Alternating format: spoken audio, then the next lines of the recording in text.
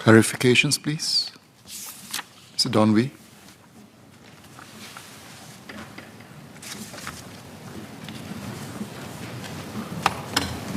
Thank you, Chairman. A clarification for Minister Edwin Tong. I'm heartened to know that the IA and IP international valuations framework or standard will be developed in Singapore. So I guess there's a lot of opportunities for the chartered accountants and auditors to work with the lawyers. So maybe I will urge IPOS to work with IA Singapore as well as the accountants and the lawyers to develop Singapore into a regional or worldwide valuation hub. Thank you. So certainly so. I think Mr. Wee can be assured that we look at this as a multidisciplinary, cross-cutting approach. And certainly there will be opportunities for the business community, including the accountants, as Mr. Wee has put it, to work with us on this. Mr. Zulkarnain Abdul Rahim.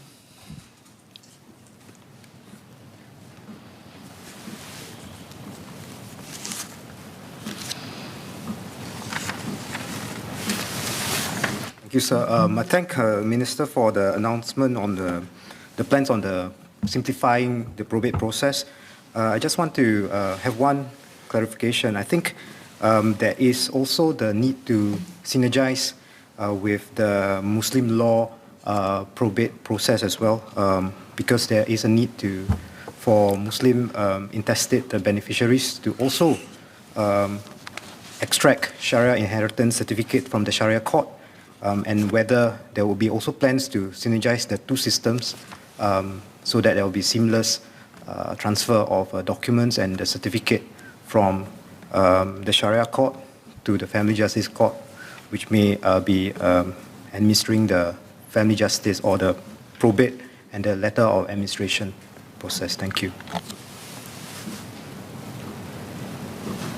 Yes, sir. I assure Mr. Zulkarnain that we will look at this. The system of law governing the inheritance may be different, but the administration is something that we can look at because both of the systems will require some degree of administration, and for the applicants to make the application, there will be some process. So we can look at that behind the scenes in the e-service that I talked about. Mr. Chris D'Souza.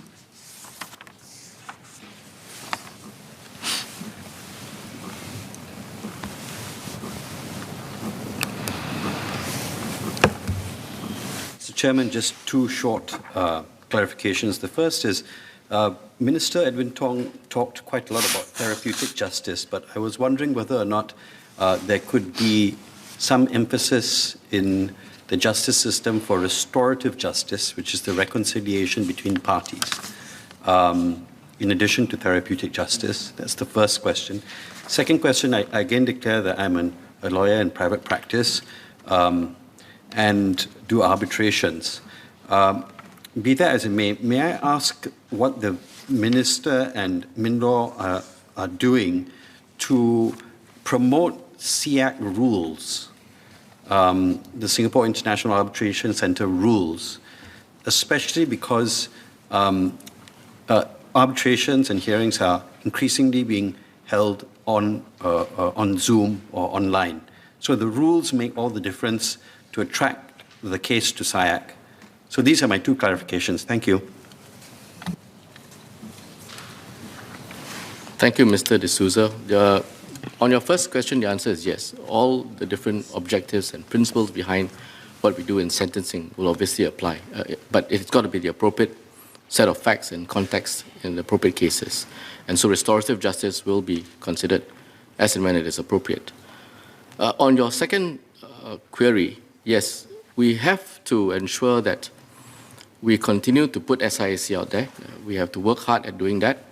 And part of this is also to ensure that SIAC remains in the mindshare.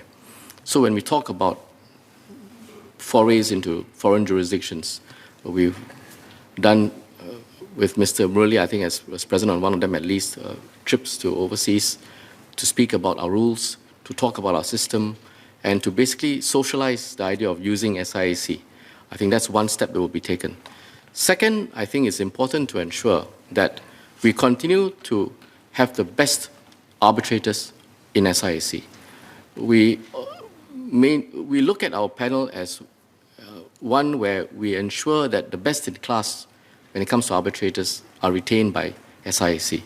The best personnel, best expertise, the best secretariat to administer the cases. These are often the best advertisements, as it were, to ensure that parties, when they come to choosing the relevant rules, will come to choose SIAC rules, that we can give them the best service. And third, I think, as I mentioned in my speech, it's important to continually update our processes, our laws, and even our procedures to ensure that we best fit the business use. When we do this, when we make amendments like the CFA, for instance, we give parties out there the best reasons to come and use the SIAC and to, in some cases, also be present in Singapore for the arbitration.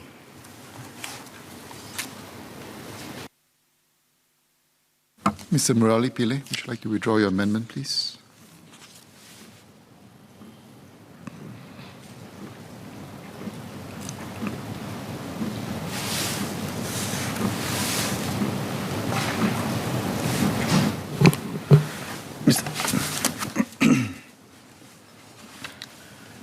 Mr. Chairman, sir, I would like to thank the Honourable Minister for his characteristic comprehensive response to all the points raised in the Honourable Member's speeches.